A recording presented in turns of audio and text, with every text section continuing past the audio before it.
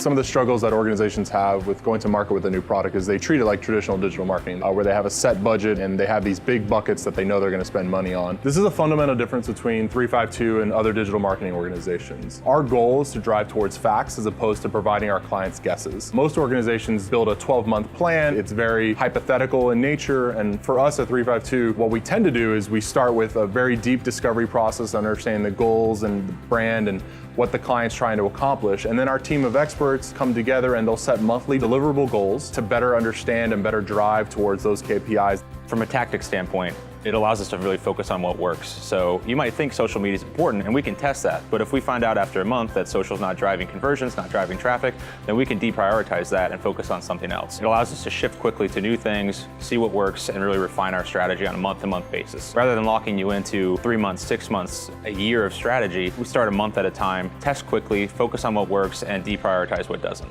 Typically, when an organization thinks of traction, they look at it as a point in time. But when 352 thinks about traction, it's more about a process. That process of having experiments on the outside and working things that work towards the core of a product really builds what we call healthy traction within a product, where things are repeatable and predictable because we know that our experiments have been tested on a monthly basis to drive revenue and to drive success on the product. We have one client that recently launched a new product to the market. We were able to take the marketing budget and take a look at all of the different channels that were available to us, like influencer marketing and traditional media, radio even. And we were able to take that overall budget, distribute it according to what we thought would give the most bang for the buck, and then come back and measure how each of the channels did separately and then in aggregate. We were able to create a report that showed a breakdown of all the different channels by spend, by impressions, clicks, cost, every metric that you'd be able to see and track, and consolidate it to be able to have a really good barometer of which channels were performing better against others and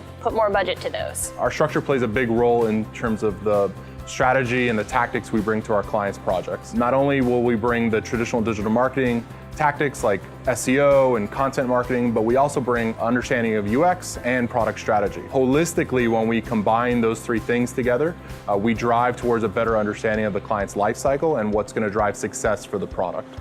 So traditional digital marketing tends to look at the first two phases of the funnel, awareness and activation. Traction really allows us to dig deep into the rest of the customer life cycles, revenue, retention, and referrals. So each month, we get to work with you to identify what is an area of need for your business. We have a long-term development client who's a Fortune 500 manufacturing business. They came to us looking to really refine their customer life cycle and improve the performance of their website. We knew we wanted to bring people into the site. We focused on content marketing and social media. We also wanted to make sure that their website was performing at its peak. So we placed small bets on the website, including in changing its main navigation, changing the content flow, adding new contact forms. By making those small bets, we were able to monitor on a weekly basis, improve our content, improve the conversion flow, and create new customers for the business. The way 352 approaches growth retainers is very unique in the industry. We dedicate a strategist and account manager to a project. They're going to set the monthly strategy for that product. And then we also have subject matter experts that, dependent on the strategy, will come on and bring their expertise to execute on the actual tactics for the product. That cycle repeats itself on a monthly basis. So we watch the KPIs and understand how the product is performing, what is and is not working. And the things that are working, we're going to put more effort into them. And the things that aren't working are going to be replaced by new experiments. That process of repeating that cycle on a monthly basis allows us to get to a really strong core of what's going to be predictable and repeatable on a monthly basis to drive traction for the products we're working on.